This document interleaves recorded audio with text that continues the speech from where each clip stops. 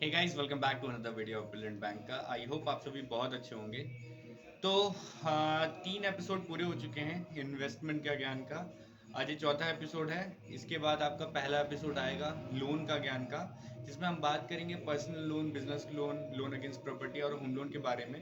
कैसे कैसे क्या क्या डॉक्यूमेंट्स होते हैं, क्या क्या रिक्वायरमेंट पड़ती है, कैसे कैसे क्या चीज़ें होती हैं, और बेसिकली इन डेप्थ और बेसिक दोनों ही नॉलेज उसमें गेन करने की कोशिश करेंगे। हाँ, आपका कोई डाउट रहा होगा पिछले कुछ वीडियो में तो शेयर करिए प्लीज़, मेरे मैसेज पे, मेरे चैट बॉक्स पे, मेरे व्हाट्सएप पे, मेरे को मेल पे, कहीं पे भी आप लिख सकते हो। आपके पास सारे ऑप्शन आपके लिए खुले हुए हैं, तो कहीं पे भी कुछ भी ऐसा लगता है तो प्लीज़ ज़रूर से ज़रूर शेयर करिएगा। तो आज एपिसोड 3 में मैं कुछ इंटरेस्टिंग और कुछ नया लेके आया हूँ। इंटरेस्टिंग और नया कैसे? क्योंकि पिछले वाला जो एपिसोड हमने बनाया है वो स्टॉक मार्केट के रिलेटेड है। स्टॉक मार्केट में ही एक चीज़ है जिसके बारे में हो सकता है आप भी शायद से ना जानते हो, अनलिस्टेड शेयर्स। अनलिस्टेड शेयर्स क्या होते हैं? हाल फिलहाल में जो लोग मुझे बहुत बेहतर से जानते हैं, जो मेरे साथ जुड़े हुए हैं, मेरे क्लाइंट्स हैं, उनको मैंने आईपीओ के लिए बोला था वारी एनर्जीज। वारी एनर्जीज आज से मैंने कुछ 6 या 7 महीने पहले किसी को अनलिस्टेड में दिलवाया था, जो कि काफ़ी अच्छी क्वांटिटी थी और जो रेट था उसका समवेयर अराउंड 1200 से 1300 रुपये के आसपास था। अब जब उसका आईपीओ आया था तो आईपीओ का रेट जो था वो 1400 समथिंग से लेके 1503 रुपये के ब्रैकेट में था। ठीक है, अब जो मेरे को जीएमपी यानी कि उसका ग्रे मार्केट प्राइस जो दिख रहा था मुझे, वो समवेयर अराउंड 2500 से 3000 के आसपास दिख रहा था। तो मैंने लगभग अपने सभी क्लाइंटों का अपना आईपीओ का एप्लीकेशन लगवाया था अपने थ्रू, और काफ़ी लोगों का आया भी उसमें हालांकि। लेकिन मैंने उनको एज अ एक्सपेक्टेड कुछ लोग उसमें से निकल गए, तो मैंने उनसे कहा था कि आप इसमें वेट कर सकते हो क्योंकि इसका जो रेट है वो समवेयर अराउंड 3000 से 3500 या 3200 या 3300 के आसपास का रहेगा। वो ऑलमोस्ट उतना शेयर चढ़ा लगभग एक हफ्ते के बाद। और उसका फ़ायदा सबसे ज़्यादा किसको हुआ? जिसने वो अनलिस्टेड में उसको खरीदा था लगभग 1200 रुपये के हिसाब से। तो अनलिस्टेड शेयर्स क्या होते हैं? जब भी कोई कंपनी होती है, फॉर एग्जांपल हाल फिलहाल में एचडीबी फाइनेंशियल सर्विस को आप जानते होंगे, ठीक है, एसबीआई म्यूचुअल फंड हो गई, ऐसे करके बहुत सारी कंपनीज हैं जो अनलिस्टेड ही ट्रेड हुआ करती हैं, जिनका वेटिंग अप्रूवल पेंडिंग है फॉर आईपीओ लिस्टिंग और उसके लिए। तो वो कंपनी जो है वो अनलिस्टेड में रहती है। फॉर एग्जांपल एनएससी सबसे हॉट टॉपिक रहा है अनलिस्टेड शेयर्स का। एनएससी आज की तारीख में भी थोड़ा बहुत तो बना हुआ है, और लेकिन पिछले के कुछ दिनों में काफ़ी ज़्यादा रहा है क्योंकि वो 6000 6500 रुपये के भाव तक का भी गया है।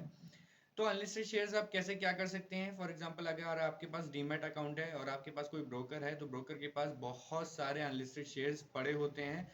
ठीक है, अब आप उनसे बात करके अपना जो भी रेट है वो कंफर्म कर सकते हो।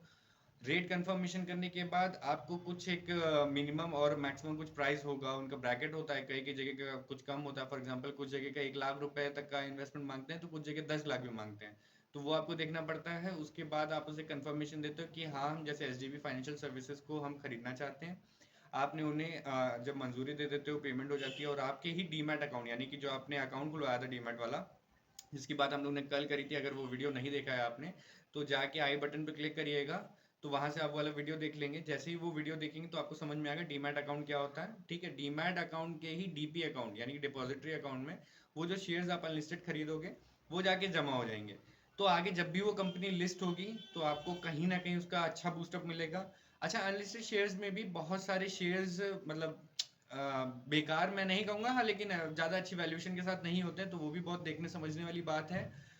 अगर आपको अनलिस्टेड शेयर्स में कुछ और जानकारी चाहिए हो, परचेज करना हो, या फिर डीमैट अकाउंट अपना नया खुलवाना हो ताकि आप शेयर परचेज बाय सेल कर सकें, आपको ब्रोकरेज के बारे में कुछ जानना हो, आपको एमसीज के बारे में कुछ जानना हो, कैसे आप काम कर सकते हो अपना सिक्योरिटीज मार्केट में यानी कि शेयर्स खरीदना बेचना कैसे कर सकते हो, कमोडिटीज मार्केट में कैसे ट्रेड कर सकते हो, कैसे क्या चीज़ें चाहिए। तो आपको अगर इनके बारे में जानना हो और इसके बारे में पूछना हो, कोई भी डाउट हो, आपका कोई भी क्वेश्चन हो, तो डायरेक्टली आप मुझे कॉल कर सकते हो या फिर मिलने आ सकते हो।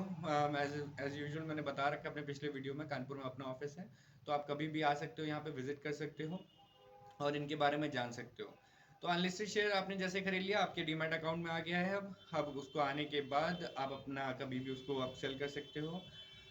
पिछले काफ़ी समय से अनलिस्टेड शेयर्स पे बहुत सारी चर्चाएं चली हैं। आपको इसके बारे में भी कोई डाउट हो, कुछ पूछना हो, तो ज़रूर मुझे कमेंट करिएगा, मैसेज करिएगा, तो मैं उसके बारे में भी क्लियरिटी दे दूंगा। बाकी ये अनलिस्टेड में बहुत ज़्यादा कुछ नहीं है, बस हाँ, कुछ स्क्रिप्टें अनलिस्टेड होके भी बिकती खरीदती रहती हैं, जिनके भाव बहुत ऊपर नीचे भी कभी कभार हुआ करते, कुछ नहीं भी हुआ करते। फॉर एग्जांपल हाल फिलहाल में स्विगी लिस्ट हुआ है।